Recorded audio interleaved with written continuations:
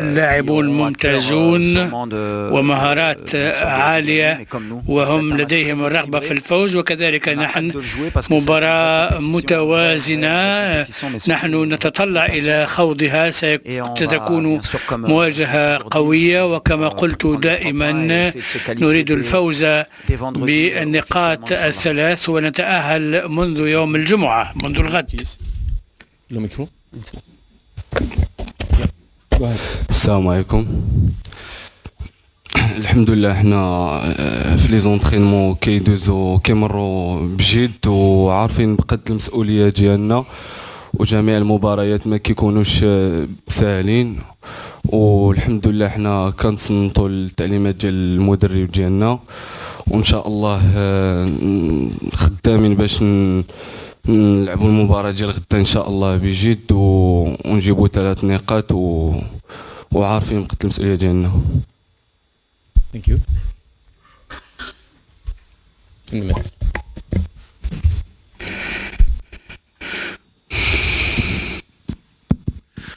Bonjour Walid, Nasreddin Nasri, la nouvelle مرحبا. Maintenant que les émotions et la الآن وقد comment tu te sens, comment se sent العواطف يعني هدأت، هل يمكن أن تخبرنا بوضع اللاعبين المصابين؟ كما قلت هناك توقعات وانتظارات كثيرة. نحن البلد المضيف، هناك وجهات نظر مختلفة فيما يتعلق بالضغوط. أنا كنت راضيا لأننا تحكمنا في سير المباراة من أولها إلى آخرها، وهذا ما يحصل عادة في الدور الأول.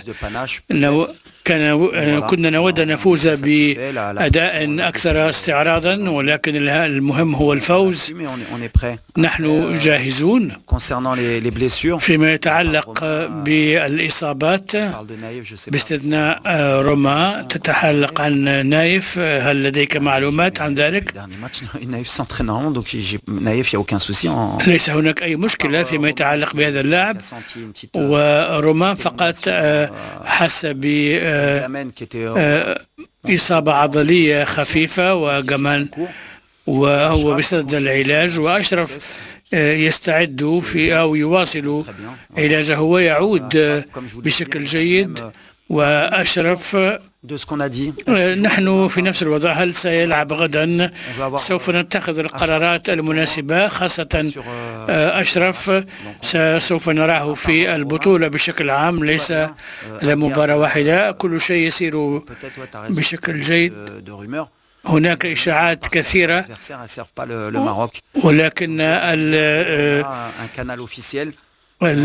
الشائعات تخدم المنافس ولا تخدم المنتخب المغربي. نحن سنعبر عن ذلك. سيكون هناك خطط بديلة.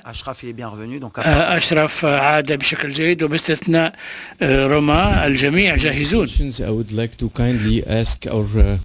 أود أن أطلب من المصورين التوقف عن التقاط صور. شكرا.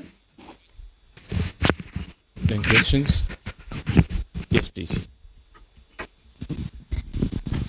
Bonjour coach, مرحبا. pour Sport 365. Vous êtes avec à vos côtés Abdelhamid Aïd Boudlal. لديك عبد الحميد عيد بودلال. هل يمكن أن تقول لنا المزيد عن مواصفاته وما تقوم به في تبادل اللاعبين في الدفاع؟ وبالنسبة لرومان سايس، ما الذي يضيفه إلى الفريق، وهل يمكن أن نراه يبدأ مباراة خلال الدور الأول؟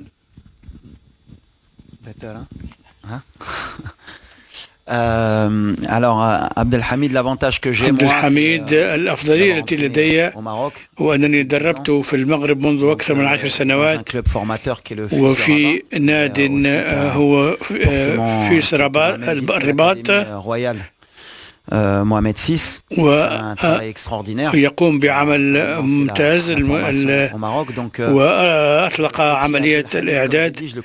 وعبد الحميد أعرفه منذ صغره، لأننا كنا نلعب ضد الفئات السنية في نادية، وهو له موهبة رائعة والجميع يعرفونه. وفي تطوره هناك بعض التفاوت، ولكنه يعتبر جوهرة للمستقبل. بالنسبة لمباراة الغد كنت عيط لك مازال ما كنتيش لعبتي مع رينا. أنا اخترته مش شي حاجة قبل عام وقليل. كان في فريق الرديف لفريق ريان الفرنسي،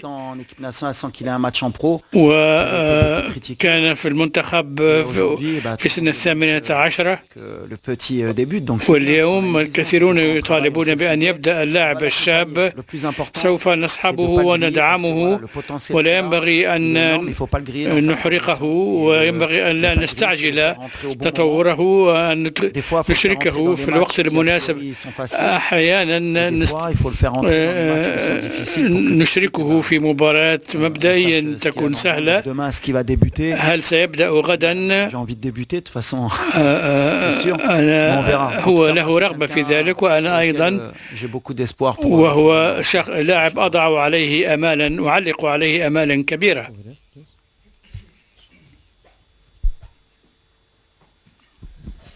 Bonjour coach. Ali Salahdine Média. Coach, après le match des Comores, vous avez parlé d'une possession stérile. مباراة جزر القمر كان لوحظ أن هناك استحواذ على الكرة، ولكن عقيم بدون أهداف كثيرة. بالنظر إلى السياق المنافس، هل هناك حلول لجعل اللعب أكثر جاذبية؟ هناك حلول بطبيعة الحال، ونجدها خلال المباريات. أحيانا نحن نعمل من أجل ذلك، وكما قلت كثيرا لدينا مشاكل، ولكننا حققنا 19 فوزا متتاليا. الحلول وجدناها ثم، لكن لكي نكون مثاليين، وأعرف أن الجمهور المغربي يريدنا أن نكون دائما مثاليين ونلعب، نقدم مباريات بدون أخطاء. كرة القدم بمستوى عال، والفرق أيضا تخلق لك مشاكل ينبغي التعامل معها.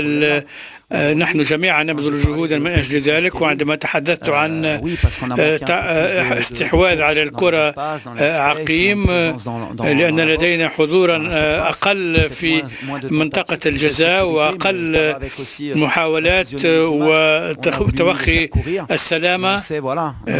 نحن نعرف أن بهذا الاستحواذ نرهق المنافس، وفي الدقيقة الأخيرة كنا على وشك أن لا نفوز بهذه المباراة، ولكن لدينا القوة الذهنية، وسوف يكون هناك منافسة مختلفة، منافس مختلف. كذلك هناك شخصية قوية للفريق، فريق مالي، لكننا سوف نترك الميدان نوعا ما للفريق المنافس في مراحل من المباراة.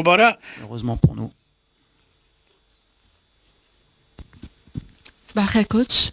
كنزة حسيني دو فويس اوف موروكو.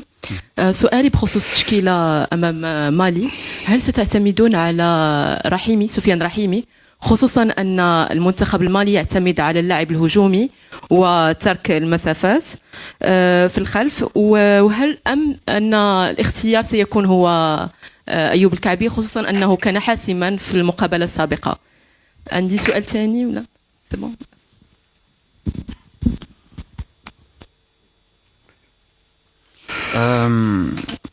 دابا مازال ما عرفناش شكون اللي غيبدا. ديما كنقولها لكم نهار الماتش كنهزوا لي ديسيزيون اللي كيبانوا لنا لي ميور. غتبان في لو بلان دو جو اللي غنبغي. واش غنبداو بسفيان، واش غنبداو بيوسف الناصري يقدر يبدا، تكون عندنا جوار دو بيفو بور فير مونتي، يكون لدينا لاعب يساهم في التقدم، يبقى في لو تيران. غنشوفوا بحال اللي قلت ديما في لو بلان دو جو، وديما غنعاودها. الأمر يرتبط بخطة اللعب. المهاجم ينبغي أن يسجل، لكنه يقوم بعمل من أجل الفريق أيضا. Depuis que je suis en place كيجي من أي موطع مرة أخرى. دياس شحال ما كانش ماركا دابا ماركا. أيوب il était dans le doute في le dernier match دخل ماركا. سفيان كان ماركا الماتش الآخر. on a l'avantage que لدينا الأفضلية بأن أي لاعب يمكنه أن يسجل يسهم في تسجيل الأهداف. هذه هي روح الفريق الموجودة. ليس لدينا بديل. نحن نغير طريقة اللعب يعطي الإضافة للفرقة. وأي لاعب يدخل يعطي الإضافة للفريق. واحد اللي غيدخل خصو يعطي. ولا بدا أيوب ولا يوسف on verra. Mais on a des profils différents. لكن لدينا مواصفات مختلفة للاعبين. بونجور كوتش. بونجور عبد الحميد. دنيا سراج من راديو مارس. سؤالي لعبد الحميد ايتي بودلال. عبد الحميد انت لعبتي كاس افريقيا للامم في جميع الفئات العمريه كنظن باستثناء اقل من 23 سنه. اليوم كتواجد مع الفريق الاول للمنتخب الوطني المغربي. شعورك وانت اليوم كتواجد مع المجموعه وغادي تلعب كنظن ثالث كاس افريقيا للامم ولكن هذه المره للكبار؟ شعوري كنلعب مع المنتخب المغربي الاول شي حاجه اللي كبيره وما كتجيش بالسهل، كتجي بالخدمه. وانا فرحان الحمد لله بزاف حيت نتواجد مع لاعبين كبار وهادشي كيخليني باش نزيد نخدم ونزيد نطور من الاغلاط ديالي. وكنتمنى نكون في حسن ظن المدرب والشعب المغربي ان شاء الله. السلام عليكم. زهير حجاري موقع لو 360. وليد غنرجعك ل 20 سنه للوراء وبالضبط كاس افريقيا نسخه تونس اللي كنتي واحد من الابطال ديال الملحمه ديال النهائي ضد تونس وبالضبط نصف نهائي ضد مالي الفوز بالرباعيه. غدا غادي تواجه مالي في واحد موضع اخر اللي هو في كرسي الاحتياط. كمدرب اش ممكن تقول لنا على هذه المباراه كانه فيها الخير على المباراه ديال مالي في نصف نهائي؟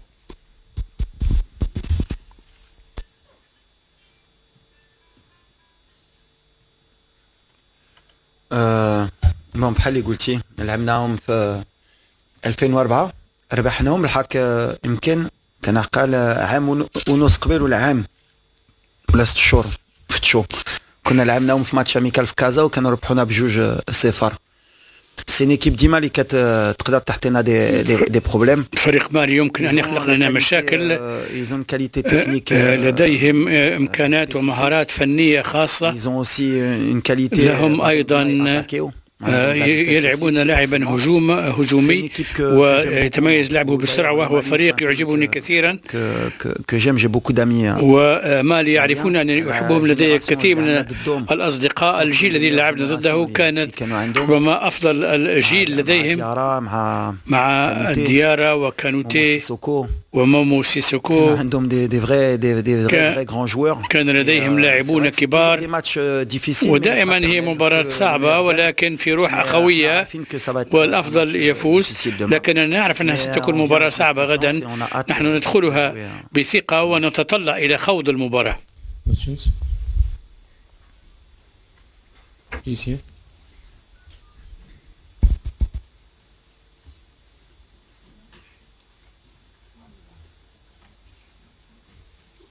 بونجور كوتش. سفيان غازق العمق المغربي. المنتخب المغربي في المباراة الأولى خاصة في الشوط الأول ظهر متسرع وضيع عدد من الفرص. واحد الوقيته دخل الشك. واش كتعتقد على أن المفتاح للدخول في هذه المباريات هو التسجيل المبكر؟ وأيضا دخلتوا في المباراة الأولى تقريبا ب4 ديال الوسط لاعبي وسط ميدان مع تغيير الأدوار ديال اسماعيل السيباري. واش كتعتقد على أن هذه الخطة في المباراة الأولى كانت صائبة ولا خاصة بعد التعديل؟ شكرا.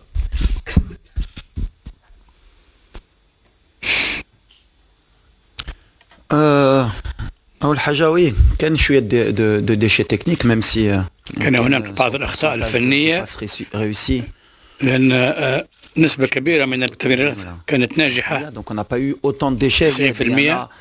90%. واحد ولا جوج كواري اللي ما خصناش نضيعوا سورتو مع الفرق كي افيك بلوس دو تالون كي بيف نو بونير مي عندنا de la maîtrise quand même. لكن كان لدينا التحكم، نعرف ما نفعل ولدينا خطة اللعب. la première mi-temps كنا كاملين الشوط الأول أردنا أن نستريح من الأول بتسجيل هدف. le public ou les fans ديالنا ما غاديش نربحوا لي ماتش على ميتون. لا أعتقد أنه يمكننا أن نفوز المباريات منذ الشوط الأول. المباراة تدوم 90 دقيقة. تسجل في الدقيقة الثانية لا يضمن أن نفوز بالمباراة، لأنه يمكنهم أن يسجلوا هدف التعادل في الدقيقة الأخيرة.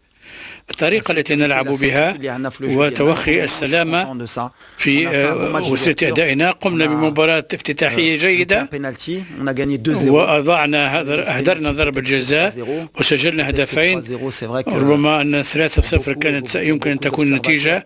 كثير من الملاحظين ربما ينتظرون المزيد من الديناميكية والحيوية. لدينا مستوى توقعات أعلى من الفرق الأخرى. هناك فرق تأتي وتقدم أفضل ما لديها ضدنا، وما يهمني هو الفوز في النهاية. وهذا ما يظل في السجلات، وكل الفرق المرشحة فازت جميعها، بعضها بشكل استعراضي أكثر، ولكن المباريات صعبة على الجميع. وما هو صحيح بالنسبة للمنافسين صحيح بالنسبة للمغرب، لكن ما نعرفه أنه ستكون نسخة من كأس أفريقيا الأصعب للفوز بها. الجميع لديهم حافز، وهناك مواهب في جميع الفرق، ومن سيفوز بها سيكون يستحق ذلك أكثر من الفرق الأخرى.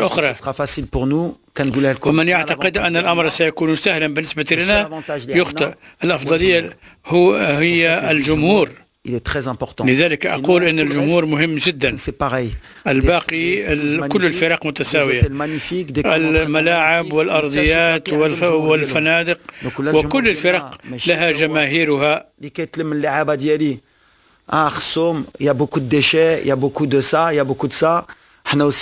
هناك ملاحظات حول من الجمهور أنهم يريدون منا أن نلعب بشكل بدون أخطاء.